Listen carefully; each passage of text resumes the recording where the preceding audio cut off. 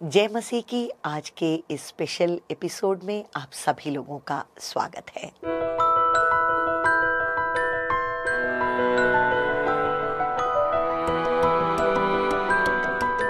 Ma'am ये बैठ ताजा नहीं करना चाहिए। हाँ? मैम ये गंदा बात है। नहीं, अरे हम तुमको प्यार न कर रहे हैं। बैठ ताजा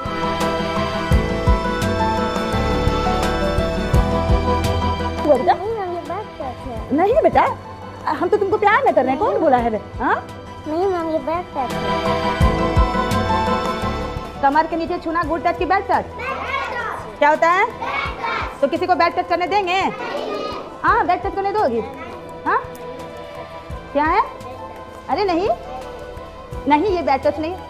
देखो बहुत अच्छा, अगर हम बोले भी कि वो बैड टच नहीं है या अंकल भी बोले कि ये बैड टच नहीं है तो मानोगे क्या? वेरी गुड, बहुत अच्छा, ताली दीजिए।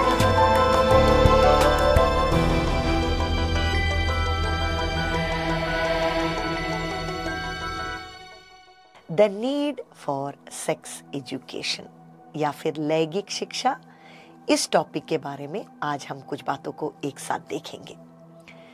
हमें पता है कि ये एक ऐसा टॉपिक है जिसके बारे में ना तो हम घरों में, स्कूल कॉलेजों में, कलीसियाओं में या ऐसे किसी भी वेदी पर हम खुलेआम इस बात की चर्चा नहीं करते हैं, क्योंकि ये शब्द सुनते ही, जैसे हमारी लैंगिकता या सेक्स एजुकेशन, ऐसी बात, इस शब्द को सुनते ही जाने अनजाने में कुछ ऐसा नकारात्मक सोच हमारे दिल में आ जाता है, कुछ नेगेटिव कनोटेशन इसके साथ आ ही जाता है।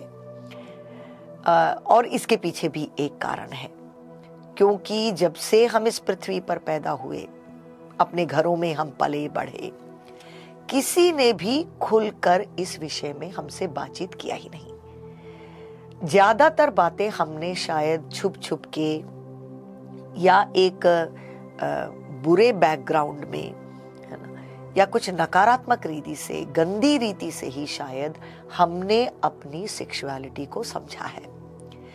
परंतु ये एक ऐसा टॉपिक है, ये एक ऐसा सब्जेक्ट है जिसके बारे में बहुत ही अच्छी तरह से, पवित्र रूप से और पॉजिटिव लाइट में हमें समझना ही होगा। ज्यादातर मैं ये टॉपिक जो है मैं जवानों के लिए लेती हूँ, यूथ्स के लिए, या जब हम एडोलेसेंस के लिए क्लास लेते हैं तब जाकर के ये टॉपिक लिया जाता है। लेकिन एक तरह से देखा जाए तो हमारे समाज में बड़े बुजुर्गों से लेकर नीचे तक ये जो है टॉपिक के बारे में बहुत ही अच्छी तरह से एक समझ हमारे बीच में होने की जरूरत है। और हर उम्र के समान एज अप्रोप्रिएट सेक्स एजुकेशन हम उसको कहते हैं। जैसे मान लीजिए 4 साल से लेकर जब एक बच्चा बच्ची घर से बाहर निकलता है या स्कूल में जाने के लिए वो तैयार हो जाता है, केजी में जाने के लिए तैयार हो जाता है, माँ बाप और या फिर वो सेफ एनवायरनमेंट से जब वो बाहर निकलता है, तब से लेकर के कुछ ना कुछ समझ अपने शरीर और अपनी लैंगिकता के बारे में हर एक व्यक्ति के अंदर में जो है होनी चाहिए। तो आज हम एक क्रिश्चियन पर्सपेक्टिव में देखेंगे हमारी सेक्सुअलिटी के बारे में। देखिए, जैसे परमेश्वर का वचन हमें याद दिलाता है, नीति वचन उसका 29वां अध्याय और 18वां वचन, जहां दर्शन की बात नहीं होती वहां लोग निरंकुश हो जाते हैं। Where there is no vision, people go unrestrained।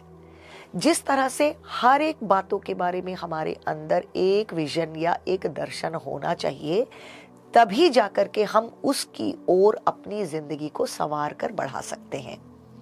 उसी तरह से हर एक व्यक्ति के अंदर अपनी लैंगिकता के बारे में एक दर्शन का होना बहुत ही जरूरी है, क्योंकि ये हमने खुद नहीं चुना। परमेश्वर ने हमें बनाया ही ऐसे है। He has created us as sexual beings। हाँ, हम अपने बारे में ये समझते हैं कि we are spiritual people। हर एक व्यक्ति के अंदर आत्मा और उसका मन और उसका शरीर, ये तीनों जो है कंपोनेंट रहता है। लेकिन हमारा शरीर, जिसमें हमारी लैंगिकता या हमारा सेक्सुअलिटी एक बहुत ही इम्पोर्टेंट टॉपिक है, और सोच लीजिए हमारे शरीर को इस तरह से किसने बनाया। जब पिता परमेश्वर ने ये योजना बनाई कि पृथ्वी पर वो कुछ करना चाहते हैं, तो बाकी सारी चीजों का सृजन करने के साथ साथ उत्पत्ति के पुस्तक पहले अध्याय में ही हम ये पढ़ लेते हैं, उसका 27वां वचन, तब परमेश्वर ने मनुष्य को अपने स्वरूप के अनुसार परमेश्वर ने उसको उत्पन्न किया, नर और नारी करके उसने मनुष्यों की सृष्टि की। तो देख लीजिए, और इसके बाद अगले वचन में कहता है कि इस नर और नारी को उन्होंने आशीष दिया और कहा कि तुम फलो फूलो और जो कुछ भी मैंने बनाया है उसके ऊपर तुम राज करो। तो ये दो लिंग में मनुष्य को बनाना, नर और नारी कर कर बनाना, और उनको उनके शरीर को सृजना, प्रत्येक रूप से उनकी सृष्टि करना, ये सब कुछ परमेश्वर की महान और पवित्र योजना है। इसके बाद दूसरे अध्याय में आते आते हम इस बात को देख लेते हैं, उसका 18वां वचन, फिर यहोवा परमेश्वर ने कहा, आदम का अकेला रहना अच्छा नहीं, मैं उसके लिए एक ऐसा सहायक बनाऊंगा जो उससे मेल खाए। और ये कहानी हमें पता है कि किस तरह से वो आदम को सुला देते हैं और उसकी हड्डी को लेकर उसमें से हव्वा को बना देते हैं, और यहोवा परमेश्वर ने उस पसली को जो उसने आदम में से निकाली थी स्त्री बना दिया। बहुत ही सुंदर रीति से हम यहाँ देखते हैं कि ये मनुष्य की योजना नहीं, ये खुद परमेश्वर की योजना है कि पहले उन्होंने आदम को बनाया, और आदम को कभी ये नहीं सूझा कि वो अकेला है या उसको किसी की जरूरत है, ये उसको नहीं सूझा, पर उसको देखते हुए ये परमेश्वर के दिल में ये सोच आई कि अरे इसका तो अकेला रहना अच्छी बात नहीं है, सब कुछ है उसके चारों तरफ, कई तरह के जानवर हैं, सब चीजों को परमेश्वर ने बनाया, बहुत सुंदर सा नेचर और प्रकृति को बनाया, वो सुंदर वाटिका के अंदर वो सारी स्वतंत्रता के साथ घूम रहा है, और खुद पिता परमेश्वर उसके साथ उस वाटिका में संबंध बनाने के लिए और सहभागिता के लिए आते थे। इसके बावजूद उसको देखकर परमेश्वर ने ऐसा कहा कि आदम का अकेला रहना बिल्कुल भी अच्छा नहीं है। तब उनको ये सूझा, तब उन्होंने अपना ये आइडिया प्रैक्टिकल में लेकर के आया कि एक नारी को बनाऊंगा, एक और स्त्री को बनाऊंगा जो कि बिल्कुल इसकी तरह से है, और उसका नाम नारी रखा जाएगा क्योंकि वो नर में से निकाली गई है। हाँ, वो बिल्कुल इसी के समान है, पर इसके बावजूद वो अलग है, वो कुछ और है। She will be someone who will make his life complete. ये दोनों जब एक साथ मिल जाएंगे तब जाकर के जो है परमेश्वर के दिल में जो परिवार की खूबसूरत योजना है वो पूरी हो जाएगी। और इनको सृजते समय इनका शरीर और इनका सिस्टम इस तरह का होना चाहिए, इसका पूरा पूरा प्लानिंग परमेश्वर ने किया। तो देखिए, जिस तरह से हमारे शरीर का कोई भी और अंग क्यों ना है, जैसे हमारा हृदय है ना, हमारा रेस्पिरेटरी सिस्टम है, हमारा लंग्स है, हमारा डाइजेस्टिव सिस्टम है, हमारा गैस्ट्रो इंटेस्टाइनल सिस्टम है, ठीक है, ये हर एक सिस्टम है। उसी तरह से रिप्रोडक्टिव सिस्टम को भी परमेश्वर ने बनाया कि अगर वो नर है तो उसका जो है अवयव इस तरह से होना चाहिए, उसके शरीर में उसका रिप्रोडक्टिव ऑर्गन इस तरह सा होना चाहिए, और अगर वो औरत है तो उसका शरीर इस तरह से होना चाहिए, उसका बाहरी आकृति इस तरह से होना चाहिए, उसका अंदरूनी आकृति इस तरह से होना चाहिए। तो इसीलिए एक स्त्री और एक पुरुष अपने शरीर के बारे में आप कभी शर्मिंदा ना हो। पता नहीं क्यों ऐसा हो जाता है कि छोटे से बचपन से हम लोगों के दिल में कुछ इस तरह का आइडिया आ जाता है ना कि जो भाग प्रत्येक रूप से जो छुपा रहता है, जो हमारा रिप्रोडक्टिव ऑर्गन है, उसमें हम बहुत ही शर्मिंदगी को महसूस करते हैं। हमें ये सिखाया जाता है कि ये कुछ गंदा चीज है, ठीक है, इसके बारे में बोलना नहीं चाहिए, इसको छुपा कर रखना चाहिए, वो तो अच्छी बात है। लेकिन जैसे परमेश्वर का वचन कहता है कि जो छुपा हुआ भाग तुम्हारे शरीर में है वो सबसे ज्यादा मायने रखती है, वो सबसे ज्यादा आदर और सम्मान के योग्य है, उसमें तुम्हें लज्जा करने की जरूरत नहीं है। तो वो छोटे छोटे बच्चे लोग, छोटे बच्चे, उनको कुछ नहीं पता है ना, वो कभी कभी कुछ कर लेते हैं, कुछ बोल देते हैं, लेकिन हम उनको सिखा देते हैं कि नहीं नहीं वो तो गंदी बात है ना। इस तरह से उनके मन में वो डाल दिया जाता है। उनके रिप्रोडक्टिव ऑर्गन का नाम भी उनको नहीं बताया जाता है। कुछ ऐसे हम ऐसे बच्चों की बोली जैसा उनको सिखा देते हैं, ये शूशू है, शीशी है, इस तरह की जो है बोलियों से हम उनको समझाते हैं। और वो बच्चा ये सोचकर बड़ा होता है ना कि कुछ उसके शरीर में ऐसे अवयव हैं जो गंदे हैं, जो लज्जा का कारण है, उसके बारे में बोलना नहीं चाहिए, उस ओर देखना नहीं चाहिए। जाने अनजाने ऐसी बातें उसके मन में आ जाती हैं। और फिर ये बच्चा बड़ा होता है, ठीक है, और जब उसका वो टीनेज आ जाता है, एडोलेसेंट एज आ जाता है, जो कि 10 साल की उम्र से ऊपर हम उसको समझते हैं। 10 साल से लेकर 19 साल तक के उम्र को हम टीनेज या एडोलेसेंट एज कहते हैं। और ये वो सबसे महत्वपूर्ण टाइम है एक व्यक्ति के जीवन में, जब वो अपने शरीर और अपनी लैंगिकता के बारे में सबसे पहले जो है महसूस करने लगता है। उसको खुद एहसास होने लगता है कि मैं कुछ अलग हूं, और वो अपनी लैंगिकता के बारे में जो है वो सोच विचार और समझ वो कहीं ना कहीं से वो पाने लगता है। और सचमुच ये वो उम्र है जब उनको करेक्ट इंफॉर्मेशन देना चाहिए। 10 साल की उम्र से ये समझ उनके अंदर आना चाहिए कि you know what is this sexuality. उस उम्र के बाद जब वो अपने प्यूबर्टी में जब वो प्रवेश कर रहे हैं तो क्या हो रहा है उनके शरीर में, हार्मोन्स का जो चेंज उनके अंदर आता है, इस कारण से उनके शरीर में, उनके विचारधारा में, है ना, उनके इमोशंस में क्या बदलाव हो रहा है, इसको किस तरह से जो है उनको हैंडल करना है और किस तरह से अपने जीवन को पवित्र रखना है। क्यों ये चेंज उनके अंदर में इस उम्र में हो रहा है, यू नो। और इसी उम्र में उनको अपने फ्यूचर लाइफ के बारे में, शादी ये एक होली इंस्टीट्यूशन है, मैरिज है, जो एक उम्र के बाद आपको प्रवेश करना है और उस समय तक आपको अपने आप को पवित्र रखना है। इस तरह की बातों को जो है एक बहुत ही सेफ एनवायरनमेंट में सबसे पहले माता पिता के द्वारा बच्चों तक पहुंचना चाहिए। लेकिन ये बहुत ही बड़े दुख की बात है कि ऐसा हमारे सोसाइटी में नहीं होता है। आप सोच लीजिए, अपने बारे में सोच लीजिए कि जब आप टीनेज में पहुंचे तो किसी ने आपको बैठाकर समझाया क्या, किसी ने आपका क्लास लिया क्या? कई माता पिता ऐसे कहते हैं कि डॉक्टर जी हमें तो पता ही नहीं क्या बोलना है, क्योंकि हमें किसी ने ऐसा सेक्स एजुकेशन दिया ही नहीं।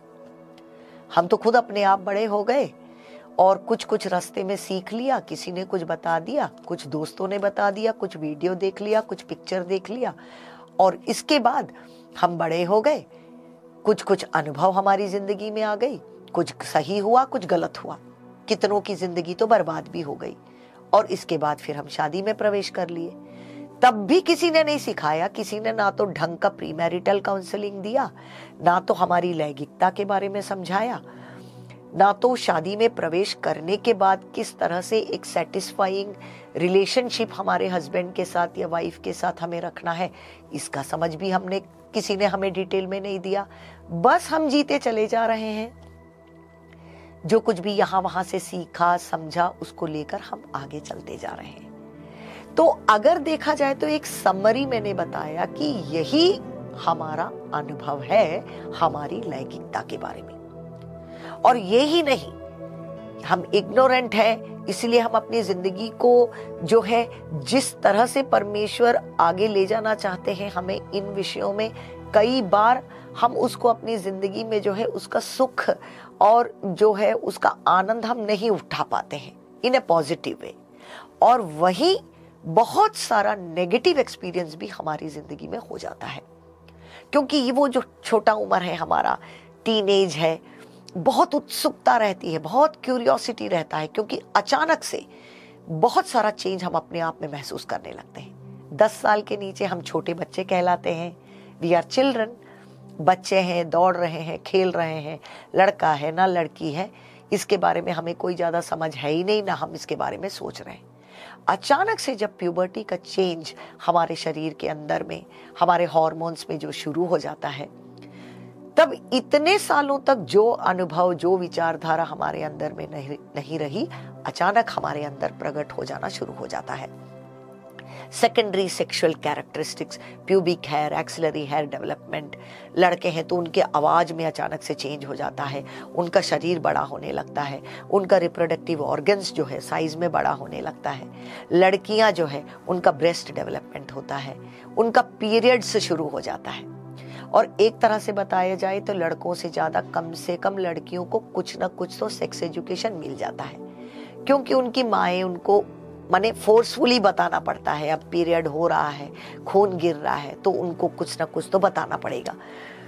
कई लड़कियां जो है वो इस बात में भी बिल्कुल दे आर सो अनलकी, क्योंकि कोई समझाने वाला नहीं रहता है, शायद माएँ पास नहीं रहती हैं, तो कितनों को तो ऐसे लगता है कि उनको कैंसर हो गया या बीमारी हो गया। डर डर के वो पीरियड से इतना नफरत करने लगती हैं, इतना डर जाती हैं, क्योंकि उनको नहीं समझ में आता कि इतनी कच्ची उम्र में ये उनके शरीर में हो क्या रहा है यार। और ये तो बंद नहीं हो रहा है, 1 महीना हुआ ना, अगला महीना फिर से हो रहा है।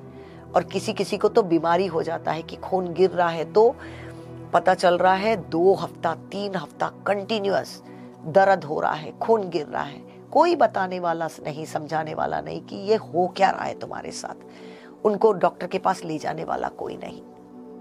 तो एक तरफ से ऐसी बातें, लड़कों को इसी समय उनको वो इरेक्शन शुरू हो जाता है, ठीक है, उनके साथ वो कुछ कुछ ऐसा अनुभव होने लगता है, वेट ड्रीम्स शुरू हो जाता है।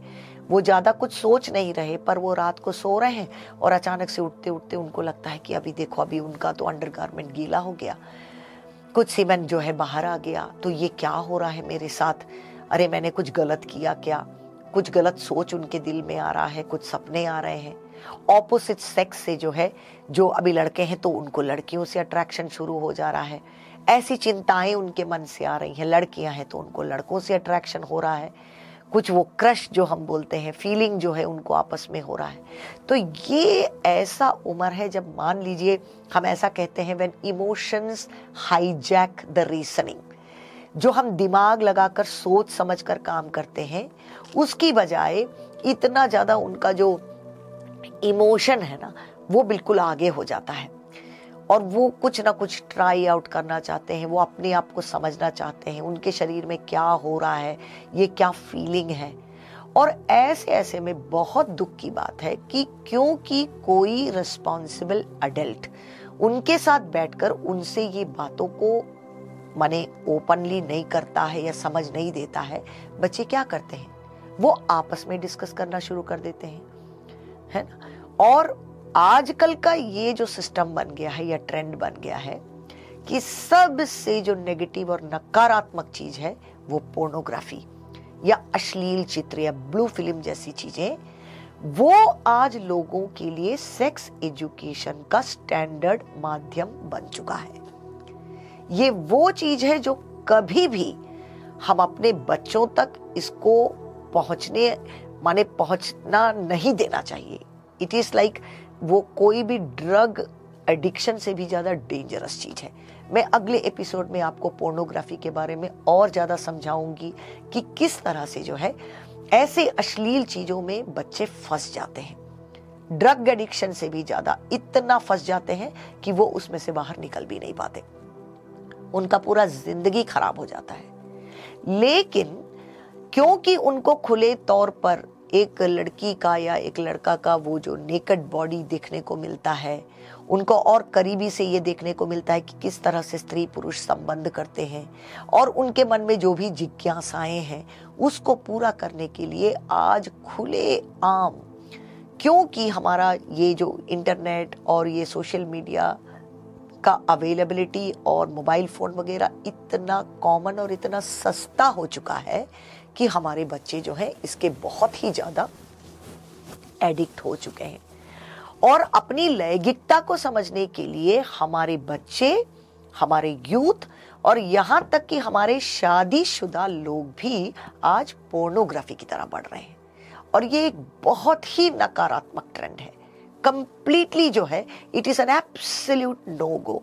कभी भी आपको इस तरह की अश्लीलताओं की तरफ नहीं देखना चाहिए, क्योंकि जो वहां पर आप देखते हैं वो सच्चाई नहीं है। हमारे नॉर्मल ह्यूमन लाइफ में जहां एक पति पत्नी का संबंध होता है, वहां पर ऐसी चीजों को हम नहीं प्रैक्टिस कर सकते हैं। तो मैं इतना बताऊं बस आपको। तो ये एडोलेसेंट बच्चों तक सेक्स एजुकेशन ले जाना बहुत जरूरी है। उनके रिप्रोडक्टिव सिस्टम के बारे में, बायोलॉजी के बारे में उनको ढंग से समझाना चाहिए। यूट्रस क्या है, वेजाइना क्या है, ओवरीज क्या है, टेस्टिस क्या है, पीनिस क्या है, ये हर एक चीज के बारे में उनको एक समझ देना चाहिए। और उनको ये समझना चाहिए कि इसमें कोई लज्जा वाली बात नहीं है। अपने आप को नीचा मत देखो, और तुम्हारे शरीर में जो कुछ भी हो रहा है वो बहुत ही सुंदर चीज है, जो तुम्हारे अपने एडल्टहुड के लिए, तुम्हारी लैंगिकता की ओर जो है तुम्हें उस डेवलपमेंट की ओर ले जा रहा है। और इसको आप नेगेटिव ना समझे। कई ऐसी लड़कियां हैं जो कि अपने पीरियड से इतना नफरत करती हैं, अपने वुमनहुड से नफरत करती है कि क्यों मेरा पीरियड हो रहा है, क्यों मुझे हर महीना दर्द हो रहा है, क्यों खून गिर रहा है, इससे मुझे क्या फायदा, बंद करो। कितना अच्छा होता अगर मैं एक लड़का पैदा होती। मुझे लड़की नहीं पैदा होना था। मैं स्कूल वगैरह में क्लास लेने जाती हूँ तो लड़कियों से पूछती हूँ कई बार, तो 100 में से तो 20-30 भी नहीं होंगे जो अपने हाथों को उठाकर कहती हैं कि हाँ मैं लड़की हूं और मैं इसमें खुश हूं और मैं इसमें अभिमान करती हूं। बाकी सारे तो यही सोचते हैं कि अरे यार लड़का पैदा होना चाहिए था। कितना प्रॉब्लम है अगर लड़की पैदा हो तो, कहीं जा नहीं सकते, आ नहीं सकते, पता नहीं घर वाले इतना क्यों हमको पकड़ कर रखते हैं, और उसके ऊपर से ये पीरियड भी चालू हो गया। हाँ? पर उनको अगर ये समझाया जाए, ठीक है, अब ये जो 10, 11, 12, 13 साल में जो शुरू होता है, ये जो है आपको तैयार कर रहा है to become a beautiful woman. ये उस आदमी को तैयार कर रहा है, लड़के को, to become a responsible young man. तुम्हारे शरीर, दिल, दिमाग और तुम्हारा हर एक सिस्टम के लिए ये जरूरी है कि इस उम्र में तुम्हारा हार्मोनल एक्टिविटी शुरू हो। परंतु तुम्हारी लैंगिकता बहुत ही पवित्र है, जिसे तुम्हें पूरे जो है सीरियसनेस के साथ जो है अपने आप को तुम्हें पवित्र रखना है। You should not try out your sexuality in this age. ये बच्चे जब इस उम्र में रहते हैं तो अपनी जिज्ञासाओं के कारण वो कई गलत चीज में चले जाते हैं। लड़के मैस्टरबेट करना शुरू कर देते हैं, ठीक है, और वो जो है कई जगह वो देखते हैं, अपने दोस्तों से सुनते हैं या कहीं देख लेते हैं, तो उनको लगता है कुछ एक प्लेजर मिलता है, लड़कियां और लड़के दोनों। पर ऐसी चीजों में कभी भी जो है आपको नहीं जाना है, क्योंकि आपको जो सेक्सुअल प्लेजर का एक्सपीरियंस है ये एक पर्पस के साथ दिया जा रहा है। ये छोटी उम्र में आप ऐसी चीजों के, जैसे कि आप रिश्ते बनाने में चले जाते हो, प्रेम करना शुरू कर देते हो कच्ची उम्र में, ना तो आपका मन ना तो आपका शरीर ऐसे बातों के लिए तैयार है। आपको वो फीलिंग जरूर आएगा, पर आपको उसको बिल्कुल सेल्फ कंट्रोल में रखना है। इसे आप वो गहरा सच्चा प्रेम ना समझें जो आपको उस व्यक्ति के लिए दिखाना है जो आपका जीवन साथी बनेगा और मृत्यु तक आपके साथ रहेगा। नहीं, इस उम्र में ज्यादातर हमें क्रश होता है या इनफैचुएशन कहते हैं, फिजिकल अट्रैक्शन। हमने किसी को देख लिया, उसका शरीर, उसका आवाज, उसकी बोली, उसका चाल चलन कई बार हमें बहुत अच्छा लगने लगता है और हम इस इनफैचुएशन को वो सच्चा गहरा प्रेम समझ लेते हैं और हम गलत रिश्तों में पड़ जाते हैं। ना तो लड़का तैयार है तुम्हारी जिम्मेदारी लेने के लिए, ना तो लड़की तैयार है। और इस उम्र में जो प्रेम बंधन हम स्थापित कर लेते हैं, इसमें से कभी भी सीरियस मैरिज रिलेशनशिप नहीं होता है। आप 100 केस ले लीजिए, उसमें से 1-2 भी आपको नहीं मिलेगा जो स्कूल के प्रेम में शुरू हुआ और जो एक अच्छे शादी के या ब्याह के रिश्ते में जिसका एंडिंग हुआ हो। वो बिल्कुल ऐसा कहते हैं ना, वो कॉलेज रोमांस जैसा हो जाता है। बस एक साथ वो इधर गए उधर गए, लव लेटर लिखा, कुछ कुछ कर लिया, या फिर कई बार वो जो है बहुत शारीरिक गलत संबंध में भी चले जाते हैं, परंतु वो आपस में कभी एक जिम्मेदारी लेने के लिए या शादी ब्याह में जाने के लिए वो तैयार रहते ही नहीं है। तो कुछ समय के लिए किसी से रिश्ता बना लिया, फिर तोड़ लिया, फिर रिश्ता बनाया, फिर तोड़ लिया। और सोच लीजिए वो व्यक्ति जो ऐसे बंधन में आते जाते रहते हैं, उनका दिल टूट जाता है। वो ऐसी जगह पर आ जाते हैं, प्रत्येक रूप से लड़कियां, कि वो किसी पर विश्वास कर ही नहीं पाती है, क्योंकि किसी ने प्रेम किया, छोड़ दिया, कहीं किसी ने उसका उपयोग किया, छोड़ दिया। तो ये वो उम्र कभी नहीं है जब आपको सीरियस रिलेशनशिप में प्रवेश करना है। हाँ, ऐसी चिंताएं मन से आती हैं, पर आपको उसके संयम में रहना है। आपको अपने आप को डेवलप करने में अपना एनर्जी लगाना है, आपको पढ़ना है, सीखना है, क्योंकि ये समय आपकी जिंदगी में वापस कभी भी नहीं आएगा। और आपको आगे बढ़ना है, अपने एजुकेशन पर ध्यान देना है, जो आपकी आत्मिकता में आपको ध्यान देना है, परमेश्वर में अपने आप को बढ़ाने में अपने ध्यान को देना है, अपने टैलेंट को, अपने हॉबीज को उसमें इन्वेस्ट करना है, कुछ बनना है जिंदगी में, जिम्मेदार प्लेस तक आपको आना है, अपने पांवों पर आपको खड़े होना है। ठीक है, तो अगर ये, अब देखो, सेक्स एजुकेशन केवल एक साइड मैटर नहीं है, ये हमारे पूरे पर्सनालिटी को शेप करता है।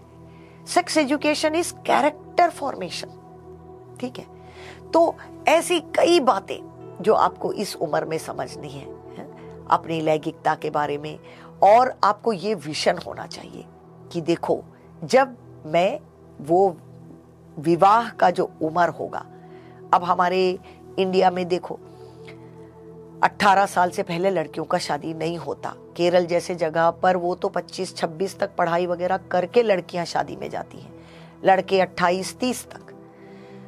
तो सोच लीजिए, ये 10-12 साल में जो आपका सेक्सुअलिटी का जो फीलिंग और जो एक्सप्रेशन शुरू हुआ, ये चला जाता है लड़कियों के लिए मान लीजिए 24-25 साल तक।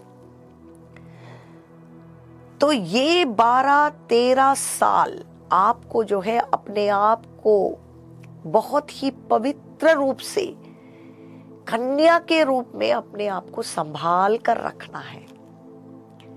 आप बहुत दोस्ती करिए, फ्रेंडली रहिए, सबसे अच्छे से रहिए, परंतु आपको ये समझना है कि मेरी जिंदगी को, मेरे शरीर को, मेरी लैंगिकता को और मेरे इमोशंस को मुझे संभाल कर पवित्र रखना है, क्योंकि जब मैं उस उम्र तक पहुंचूंगी तो किसी एक व्यक्ति के हाथ में अपने आप को मुझे सौंपना है, और उस समय तक मेरा जीवन पवित्र रहे। इस समझ के साथ आपको इस छोटी उम्र से अपने आप को संभालना है, अपने आप की रखवाली करना है। कई लड़कियों को तो ये भी नहीं पता कि जब से उनका पीरियड होना शुरू हो जाता है, उनका ओव्यूलेशन शुरू हो जाता है, और अगर कोई गलत रीति से आपसे शारीरिक संबंध बनाता है तो लड़कियां गर्भवती हो सकती हैं। 11-12 साल की लड़कियां प्रेग्नेंट होकर हमारे पास अस्पताल में आती हैं, उनको पता ही नहीं। किसी ने हंस दिया, किसी ने उनको कुछ दे दिया, या चलो कहीं ले जाएंगे, तुम्हारे लिए ये खरीद देंगे, या उनसे कुछ प्रेम जता देते हैं तो लड़कियां उनके साथ चली जाती हैं। उनको ये इतना आइडिया ही नहीं, उनको समझ ही नहीं कि शायद ये प्रेम जताया जा रहा है मेरा इस्तेमाल करने के लिए। लड़के क्या कर सकते हैं, मेरे साथ क्या हो सकता है, और अगर ऐसा कुछ हो गया तो इसका जो है कॉन्सिक्वेंस क्या होगा, प्रेगनेंसी कैसे होता है, कुछ भी नहीं मालूम। और कितना सोच लीजिए, अगर 12-13 साल की एक लड़की प्रेग्नेंट हो जाती है, और कई बार तो इनको समझ भी नहीं रहता, 3-4 महीना प्रेग्नेंट होने के बाद माँ बाप लेकर के आ रहे हैं कि डॉक्टर जी पता नहीं क्या हो गया इसको, आजकल अभी पीरियड भी कुछ समय से बंद है और इसका पेट भी फूल रहा है, शायद कुछ गैस हो गया। और जब हम उनका टेस्ट करते हैं, स्कैनिंग करते हैं, तो देखो 3 महीना का 4 महीना का बच्चा घूम रहा है उसके यूट्रस के अंदर में। माँ बाप बच्ची को मार डालने के लिए तैयार। क्या किया जा सकता है, क्योंकि समझ नहीं है उनको, ये वार्निंग किसी ने दिया ही नहीं, किसी ने उनको ये समझ दिया ही नहीं। ठीक है, तो ये सेक्स एजुकेशन एक बहुत इंपॉर्टेंट बात है। और लास्ट में एक बात कहकर मैं बस इसको बंद करूंगी। बहुत बातें हैं जो मैं आपसे बताना चाहूंगी, परंतु एक और चीज, अब्यूज अवेयरनेस।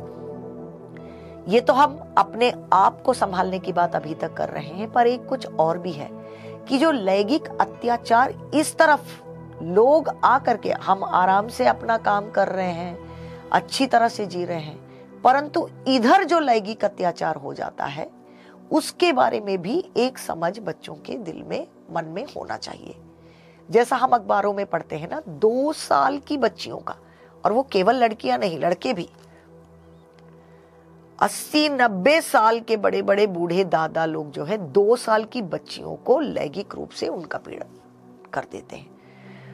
क्योंकि इतना खराब हो चुका है हमारा सोसाइटी, इतना सेक्सुअलाइज्ड हो चुका है, लोगों का नजरिया इतना गिर चुका है कि जब वो एक दूसरे व्यक्ति को देखते हैं तो उस व्यक्ति को देखने के बजाय उनको उनका वो जो है नंगा शरीर दिखता है, और उनका ब्रेन ऐसा हो जाता है कि किस तरह से मैं जो है इसका इस्तेमाल कर कर अपने आप को तृप्त करूं। इतना जानवरों की तरफ जो है लोगों का मन गिर चुका है, विच इज वेरी डेंजरस। और ये पोर्नोग्राफी और अश्लील तरह की जो चीजें हैं, यही वो मटेरियल है जो लोगों के मन को इतना गिरा चुकी है, जानवरों से भी बदतर। तो ऐसा एक सिनेरियो में हमें अपने बच्चों से लेकर के जो है बड़ी औरतों तक, या केवल लेडीज नहीं, हर एक व्यक्ति को ये अब्यूज का एक बहुत क्लियर पिक्चर होना चाहिए कि कोई भी तुम्हारे शरीर को या तुम्हारी लैंगिकता को जो है, अगर आपका वो बाउंड्री क्रॉस कर रहा है तो आप जरूर अपने आवाज को उठाइए। ये कई बार मैंने देखा है बच्चों के साथ, छोटे छोटे बच्चों के साथ, 3-4 साल 4 साल, जब वो घर में रहते हैं, खेलते कूदते हैं, तो कोई बड़ा आदमी, घर में काम करने वाला या चाचा या मामा, या फिर पता चल रहा है कि पड़ोस का आदमी, अचानक से इस बच्चे को पकड़ लिया, कहीं एक किनारे पर ले गया, ठीक है, ये अंकल जी वाला बच्चे लोग पता चल रहा है खेल रहे हैं, और ये बच्चों को ले जा रहे हैं, उनके कपड़े उतार रहे हैं, ठीक है, उनके साथ बहुत बुरा बर्ताव कर रहे हैं। बच्चों को समझ में भी नहीं आता कि ये क्या कर रहे हैं, और कंटिन्यूअसली कई हफ्तों तक बच्चों के साथ इस तरह का अत्याचार लोग करते हैं। और पता नहीं क्यों बच्चे डर जाते हैं, चुप हो जाते हैं। साधारणतः बच्चे अगर उनके साथ कोई कुछ बुरा करता है तो वो दौड़ कर आकर अपने मम्मी पापा से बोलते हैं, परंतु इस तरह का अत्याचार जब उनके साथ हो जाता है तो पता नहीं वो क्या बात है जिससे वो डर जाते हैं, चुप हो जाते हैं, अपने आप में जो है वो बिल्कुल क्लोज हो जाते हैं। और दिल में रखते रखते रखते रखते जब वो बड़े हो जाते हैं तो कई तरह का जो है मानसिक तनाव और पर्सनालिटी डिसऑर्डर ऐसे बच्चों में देखने में आया है। क्योंकि मैं काउंसलिंग भी करती हूँ, कई बार तो 28-30 साल की उम्र में लोग आते हैं, अपनी जिंदगी को खोलते हैं कि डॉक्टर जी पता नहीं मेरे पर्सनालिटी में क्या है, मैं किसी का मुंह पर नहीं देख सकता, मुझे हमेशा डर लगता है, मैं कुछ भी करता हूं तो मेरा हौसला टूट जाता है। वो कुछ ऐसी बातों को करते हैं, हमें कभी लगेगा भी नहीं कि शायद उनके साथ ऐसा कोई हिस्ट्री हुआ होगा, लेकिन उनसे बात पूछते पूछते जब उनके बचपन में पहुंचो तो पता चल रहा है 4 साल की उम्र में किसी ने उनके साथ ऐसा बुरा बर्ताव किया जो कि 30 साल तक उसने किसी से भी नहीं बोला। शादीशुदा भी है, आज बच्चे भी हैं, परंतु ना तो मम्मी पापा से, ना टीचर से, ना पासवानों से, ना अपनी बीवी से, किसी से भी नहीं बोला। वो अपने आप में स्ट्रगल करते जा रहे हैं। और वो आदमी या वो औरत जिसने उनके साथ ये बर्ताव किया, उनको मार डालने का गुस्सा जो है इनके अंदर में भरा हुआ है। वो अपने आप को नीचा देखने लगते हैं, अनलकी समझते हैं, यहां तक कि परमेश्वर के प्रेम से भी वो दूर हो जाते हैं कि क्यों मुझे ऐसा अनुभव मेरी जिंदगी में दिया। अगर कोई परमेश्वर है जो मुझसे प्रेम करता हो तो क्यों उसने मेरी जिंदगी में ऐसे हालातों को भेजा, क्योंकि मैं तो छोटा था, छोटा बच्चा था, मुझे क्या पता था मेरे साथ कितना बुरा हो गया। कितनी लड़कियां हैं जिनका रेप हो जाता है, कितनी लड़कियां हैं जो गलत संबंधों में चली जाती हैं, ठीक है। तो ये अब्यूज अवेयरनेस हमारे बच्चों को देना बहुत जरूरी है। गुड टच, बैड टच, जब वो स्कूल चले जाते हैं, ऑटो में जाते हैं या लिफ्ट में रहते हैं, कई बार इतना बुरा बर्ताव लोग कर लेते हैं ना, तो उनको ये समझाना है कि बेटा तुम्हारे शरीर का ये जो मिड लाइन पोर्शन है, तुम्हारा फेस, तुम्हारा चेस्ट, ब्रेस्ट, ठीक है, तुम्हारा फ्रंट पोर्शन, थाइज और बटक्स, ये सब वो एरिया है जहां पर तुम्हारी माँ या इतना क्लोज दादी नानी जो तुमसे इतना क्लोज है, उनके अलावा किसी भी व्यक्ति को तुम इस बात की अनुमति नहीं देना कि वो इन जो है अवयवों में कभी भी स्पर्श करे। अगर कोई ऐसा करता है तो डरना नहीं, आवाज उठाओ, तुरंत कॉल फॉर हेल्प, क्योंकि तुम्हारे लिए जो हेल्प है वो मौजूद है।